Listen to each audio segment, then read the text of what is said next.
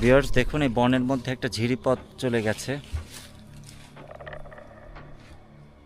এই যে এখান দিয়ে পানির প্রবাহ।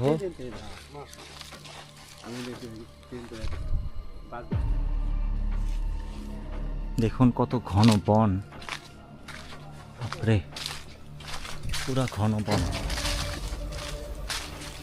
সম্পূর্ণ একলা আমি।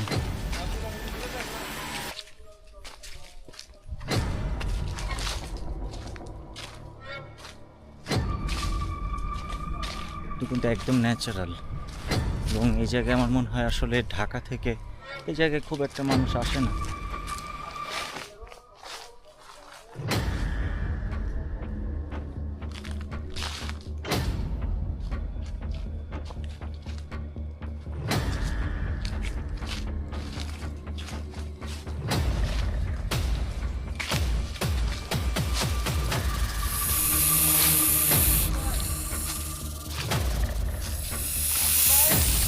ভিউয়ার্স, যে সাপ সাপ দেখা যাচ্ছে।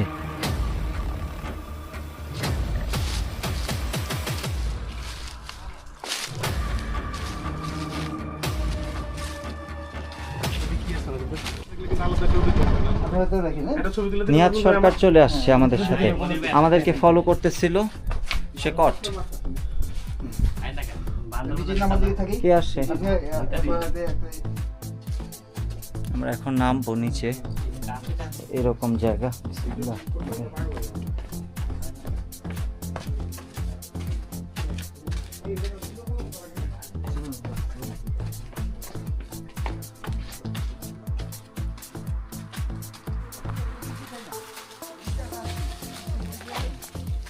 এই আমরা আসছি কোন দিক দিয়ে? এদিক দিয়ে না? হ্যাঁ, এই দিক দিয়ে আসছি। কি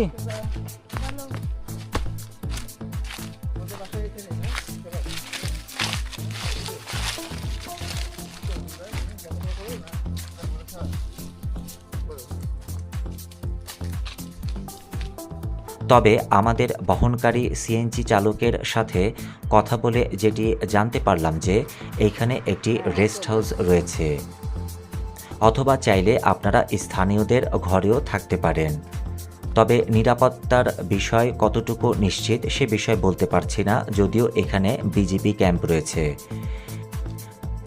এই বনে 3 প্রজাতির বানরের বাস, যেগুলো হলো উল্টো লেজি বানর, লাল বানর ও নিশাচর লজ্জাপতি বানর। নিশাচর কারণ এই লজ্জাপতি বানরগুলো রাতের বেলা চলাচল করে থাকে, তারা দিনের বেলায় থাকে নিষ্ক্রিয়। তাছাড়া এখানে 5 প্রজাতির কাঠবিড়ালি দেখতে পাওয়া যায়।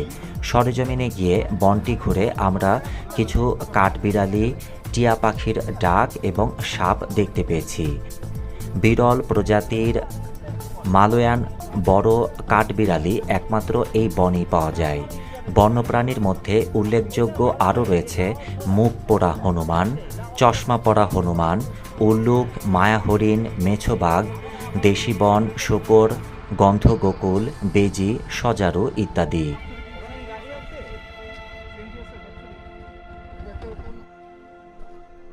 আনন্দময় ভ্রমণের জন্য যা করা উচিত, তথ্য এবং নিরাপত্তার জন্য পেশাদার ইকো গাইড নিয়োগ রাখুন।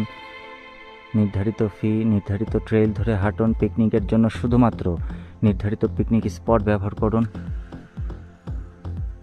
জোরে শব্দ করা বা উচ্চস্বরে মাইক বাজাবেন না। বনে ভ্রমণকালে আবর্জনা ফেলবেন না। আগুন জ্বালানো যাবে না। বনের পশু পাখিকে বিরক্ত বা খাবার দিবেন না। গাছের পাতা ও ফুল ছিঁড়বেন না, অথবা গাছের গায়ে লিখবেন না। কোনো সাইনবোর্ড বা বিল্ডিংয়ের ক্ষতি করবেন না।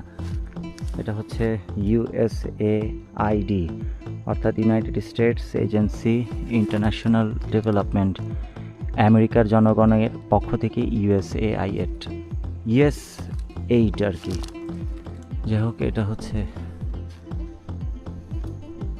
অর্থাৎ যুক্তরাষ্ট্র থেকে এখানে অর্থের সংস্থান রয়েছে এই বনের মেইনটেনেন্সে। USAID। ও আচ্ছা, ডার্ক পিক লাগাই দিলে হইলো। যান সোজা। হ্যাঁ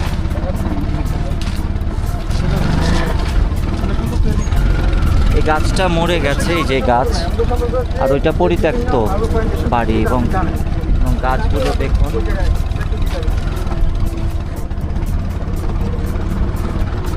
শঙ্খচূড়, দুধরাজ, দাঁড়াস, লাউডগা প্রভৃতি সহ এই বনে 18 প্রজাতির সাপের দেখা পাওয়া যায়। বর্ষায় কিন্তু এই বনাঞ্চলে সাপের উপদ্রব বেড়ে যায়।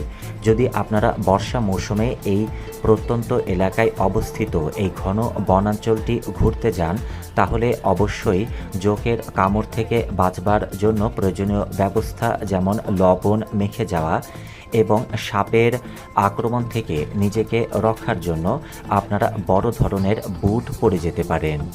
সাথে রাখতে পারেন হাতিয়ার হিসেবে লাঠি। শকুনের নিরাপদ এলাকা 2 তফসিল অনুসারে রেমাকালেঙ্গা বন্যপ্রাণী অভয়ারণ্য শকুনের জন্য নিরাপদ বলে ঘোষিত। সুন্দরবনের পরে দ্বিতীয় বৃহত্তম প্রাকৃতিক বন হচ্ছে এই রেমাকালেঙ্গা, যেটি হবিগঞ্জ জেলার চুনারুঘাট উপজেলায় প্রায় 1800 হেক্টর আয়তনের বনভূমি হিসেবে বিস্তার লাভ শুরু করেছিল সর্বপ্রথম 1940 সালের দিকে। তবে বনটিকে অভয়ারণ্য হিসেবে স্বীকৃতি দেওয়া হয় 1982 সালে, আর সম্প্রসারণ করা হয় 1996 সালে। এই রেমাকালিঙ্গা বন্যপ্রাণী অভয়ারণ্যে রয়েছে বেশ কয়েকটি উঁচু নিচু পাহাড় টিলা। এখানকার পাহাড়গুলোর সর্বোচ্চ উচ্চতা হচ্ছে প্রায় 67 মিটার। বাংলাদেশের আদিবাসী সম্প্রদায়ের জীবনধারাও দেখা যেতে পারে এখান থেকে। রেমাকালিঙ্গা বনের ভেতরেই রয়েছে ত্রিপুরা, সাঁওতাল, তেলেগু ও উরুং সহ 4টি আদিবাসী সম্প্রদায়ের বসবাস, যাদের অতিথি পরায়ণ যে কাউকে মুগ্ধ করবে। বাংলাদেশের অনেক জায়গায় কিন্তু আদিবাসী বসবাস করে। এটা হচ্ছে আদিবাসীদের বাড়ি।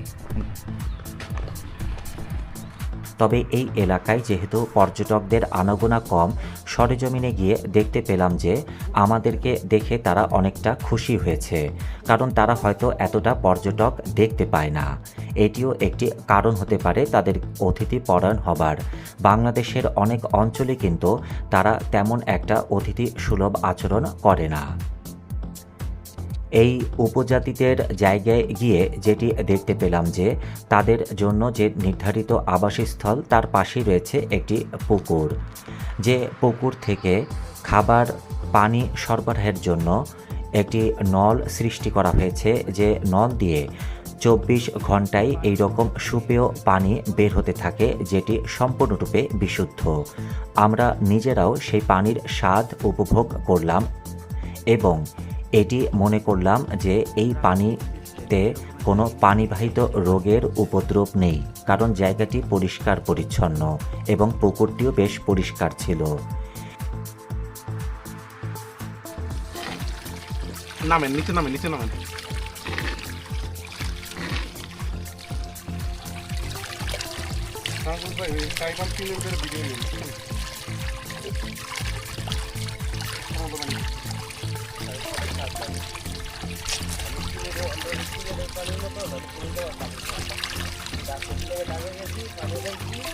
পিওর পুষ্কনির পানি, একদম ঠান্ডা, ন্যাচারাল।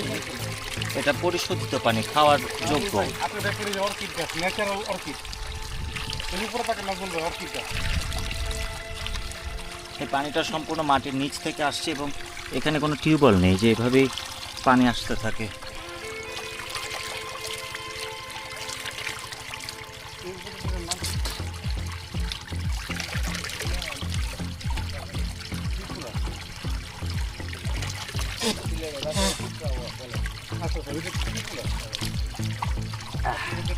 চব্বিশ ঘন্টায় পানি প্রবাহ চলতে থাকে। ওহ,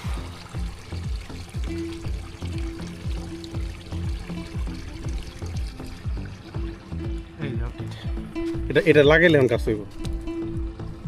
দেখছেন অর্কিড। কিছু বলবো নাকি অর্কিড নিয়ে? কিছু বলবো? এটা হচ্ছে সেই অর্কিড। আসসালামু আলাইকুম গাইস, এই দেখেন এটা হচ্ছে অর্কিড গাছ। নার্সারিতে ঢাকা শহরে আমরা অনেক টাকা দিয়ে গাছগুলো কিনে নেই অর্কিড। আর আপনি দেখেন যে আমরা আসছি এই রেমাকালেঙ্গা বন্যপ্রাণী অভয়ারণ্যে। এটি হচ্ছে শকুনের অভয়াশ্রম এবং আমাদের চারপাশে রয়েছে এই ত্রিপুরা উপজাতিদের বাসস্থান। তারা খুবই মানে ভদ্র এবং অতিথিপরায়ণ। আমরা এখানে আসার পর দেখতে পাচ্ছি এটি হচ্ছে একটা বুনো অর্কিডের স্পিসিস। নার্সারিতে এই অর্কিডগুলো অনেক দামে বিক্রি করা হয়। এখন আমরা দেখছি এখানে আছে কিছু এবং এখানেও বেশ কিছু দেখা যাচ্ছে। মাশাআল্লাহ, অনেক সুন্দর। ধন্যবাদ, সাথেই থাকুন। আল্লাহ আমরা হাফেজ। আরো বেশ কিছু জায়গা ঘুরে দেখবো এবং আপনাদেরকে দেখাবো। জি অবশ্যই।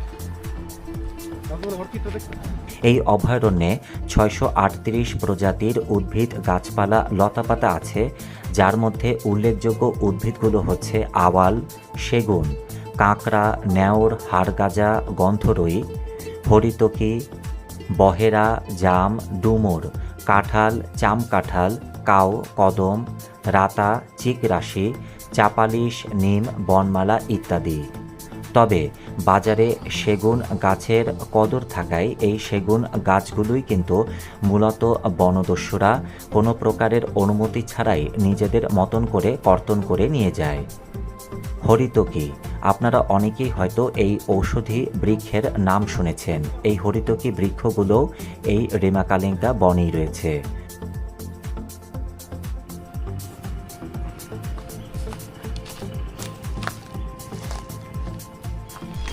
আপনার নাম কি? এখন যদি আমি নাম আমি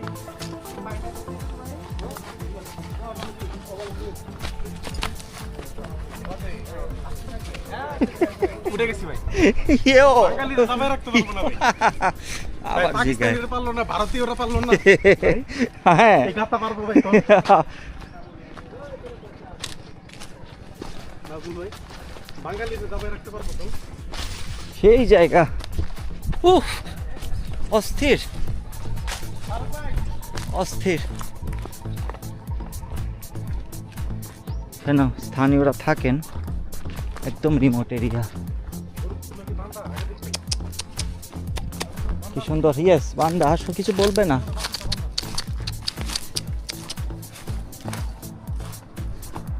কি সুন্দর জায়গা এখানে, সুন্দর প্রাকৃতিক জায়গা।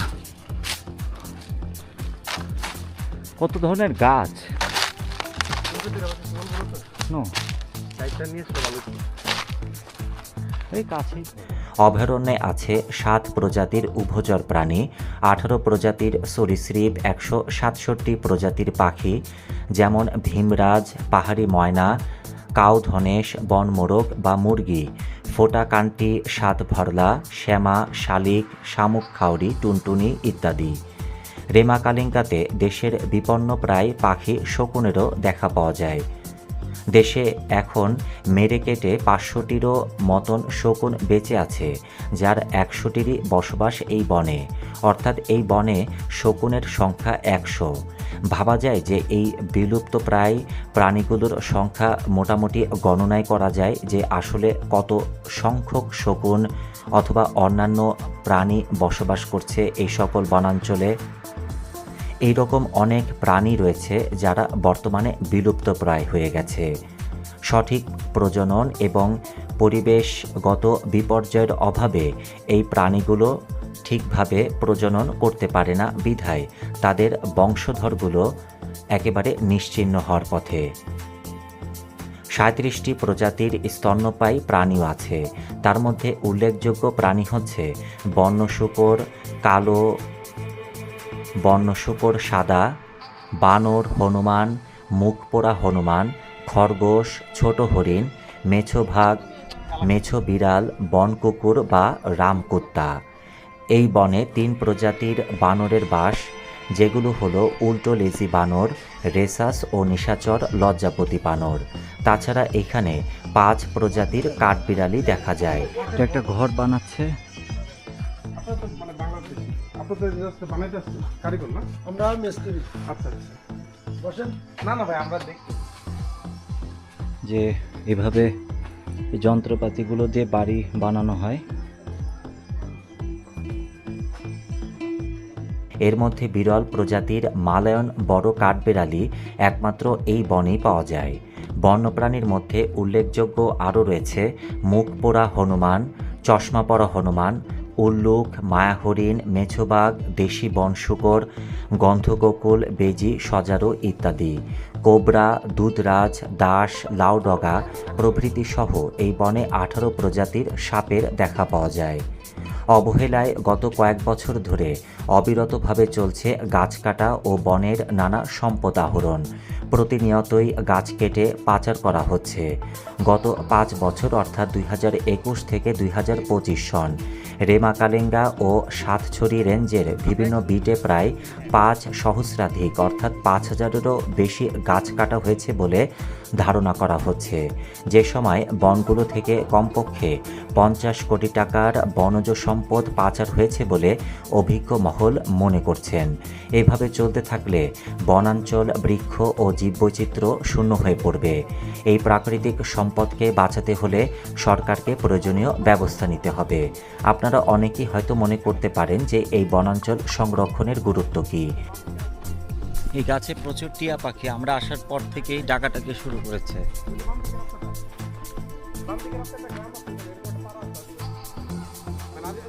এই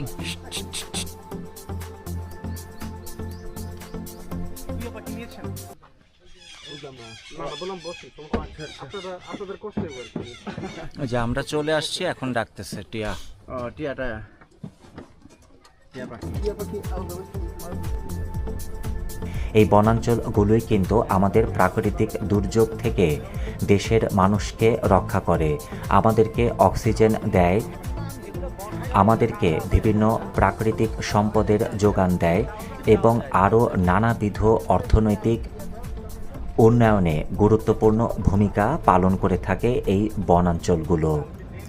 24শে ডিসেম্বর 2025 সন একটি গণমাধ্যমের অনলাইন ডেস্কে প্রকাশিত প্রতিবেদনের তথ্য অনুযায়ী যে বিষয়গুলো আমি আমার ভিডিওর দর্শকদের সামনে তুলে ধরতে চাই তা হলো দেশের দ্বিতীয় বৃহত্তম বনাঞ্চল হবিগঞ্জের রেমাকালেঙ্গা থেকে উজাড় হয়ে যাচ্ছে অসংখ্য গাছ। বছরের পর বছর ধরে চলা অবৈধ পাচারে পুরো অভয়ারণ্য যেন নিশ্চিহ্নের পথে। বনের গভীরে এখন আর খুব একটা দেখা মেলে না বড় আকৃতির মূল্যবান গাছের। সম্প্রতি বনদস্যুরা যেন আরও বেশি বেপরোয়া হয়ে উঠেছে। বন বিভাগ বলছে সংগঠিত সিন্ডিকেট ও প্রভাবশালীদের ছত্রছায়ায় দীর্ঘদিন ধরেই রেমাকালেঙ্গায় গাছ পাচার চলছে। দস্যুদের হাতে আগ্নেয়াস্ত্র থাকায় বনরক্ষীদের নিরাপত্তা রয়েছে মারাত্মক ঝুঁকিতে। দেশের দ্বিতীয় বৃহত্তম বনাঞ্চল রেমাকালেঙ্গা গত 11ই ডিসেম্বর অর্থাৎ 2025-এর 11ই ডিসেম্বর গভীর রাতে কালেঙ্গা বিটের নিশ্চিন্তপুর পাহাড়ে সেগুন গাছ কাটছিল একটি সংঘবদ্ধ চক্র। বনরক্ষীরা বাধা দিলে উভয় পক্ষের মধ্যে প্রায় আধা ঘন্টার বেশি সময় ধরে চলে বন্দুকযুদ্ধ। প্রায় 50 থেকে 60 জনের সশস্ত্র চোরাকারবারির আক্রমণের মুখে এক পর্যায়ে পিছু হটতেই যেন বাধ্য হয় বনরক্ষীরা। পরে খবর পেয়ে বিজিবি ঘটনাস্থলে পৌঁছলে দুর্বৃত্তরা পালিয়ে যায়। কালেঙ্গা বিট কর্মকর্তার দেওয়া তথ্য অনুযায়ী সেখানে তারা গুলি করে, আমরাও কিন্তু গুলি করি। কালেঙ্গা বিট কর্মকর্তার প্রদত্ত তথ্য অনুযায়ী সেখানে যখন তারা গুলি ছুড়তে থাকে আমরাও পাল্টা গুলি ছুড়ি। তখন আমাদের জনবল কম ছিল। এরপরে আমরা পিছু হটতে বাধ্য হই। তারা কিছু গাছ চুরি করে নিয়ে গেছে। হবিগঞ্জের চুনারঘাট উপজেলার ভারত সীমান্ত ঘেঁষা জীববৈচিত্র্যে সমৃদ্ধ রেমাকালেঙ্গা অভয়ারণ্যে রয়েছে 638 প্রজাতির গাছপালা ও লতাগুল্ম। এইখানে বিরল প্রজাতির ও বড় আকারের গাছেরও দেখা মিলত এক সময়, কিন্তু বছরের পর বছর ধরে অবাধে গাছ কাটায় বন আজ মারাত্মক হুমকিতে। অভিযোগ রয়েছে স্থানীয় কয়েকটি শক্তিশালী সিন্ডিকেট রাতের আধারে মূল্যবান গাছ নিধন করছে, আর এইসব পাচারে মদত প্রদান করছে রাজনৈতিকভাবে ক্ষমতায় থাকা কিছু প্রভাবশালীরা। এমনকি বন বিভাগের কিছু অসাধু কর্মকর্তার বিরুদ্ধেও গাছ পাচারে সম্পৃক্ত থাকার অভিযোগ উঠেছে।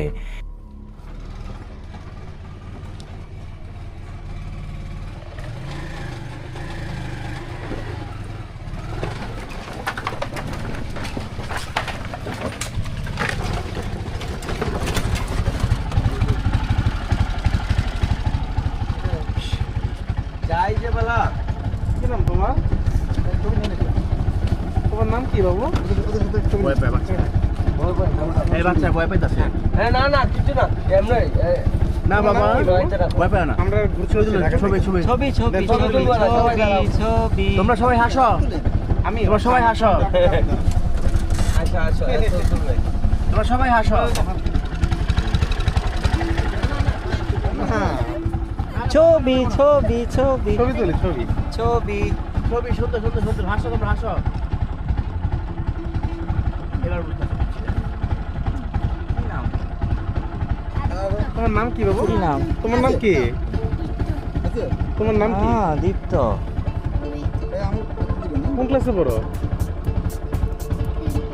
দিতে? তুমি কি বড়? তোমরা কি সবাই বন্ধু? ও কি তোমার ভাই হয়? Smile, have a smile on the face, দেন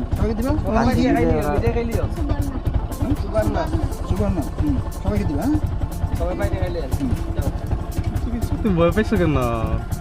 ছোট যে না, ঠিক আছে, সমস্যা নেই,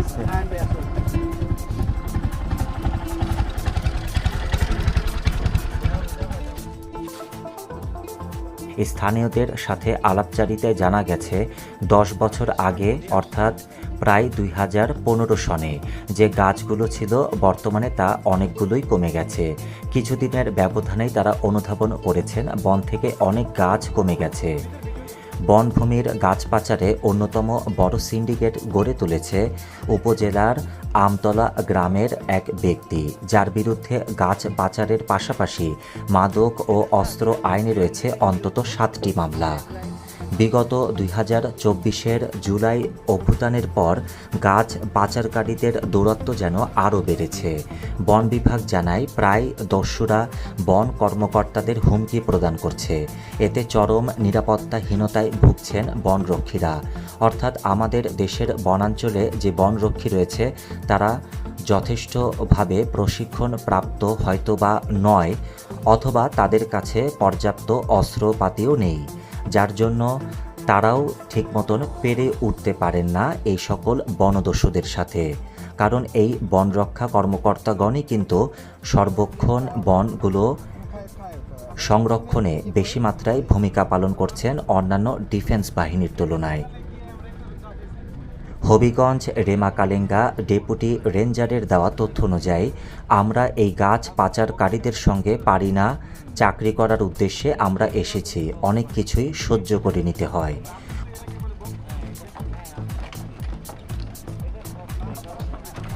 হবিগঞ্জ সহকারী বন সংরক্ষক কর্মকর্তার দেওয়া তথ্য অনুযায়ী আমরা থানায় বলেছি তারা তৎপর আছেন। একজন আসামিকে আটকও করা হয়েছে। অবৈধ অস্ত্রগুলো যত তাড়াতাড়ি উদ্ধার করা যাবে ততই সবার জন্য মঙ্গল হবে। প্রায় 1795 হেক্টর আয়তনের এই বনভূমি সুন্দরবনের পর বাংলাদেশের অন্যতম বৃহৎ প্রাকৃতিক বন। কিন্তু অব্যাহত গাছ পাচারের ফলে ধ্বংসের মুখে পরিবেশ ও বন্যপ্রাণীর আবাসস্থল। ধ্বংসের মুখে পড়েছে পরিবেশ ও বন্যপ্রাণীর আবাসস্থল। এখনই যদি কার্যকর ব্যবস্থা না নেওয়া যায় তাহলে রেমাকালেঙ্গা বনভূমি উজাড় হতে খুব বেশি সময় লাগবে না বলে আশঙ্কা স্থানীয়দের।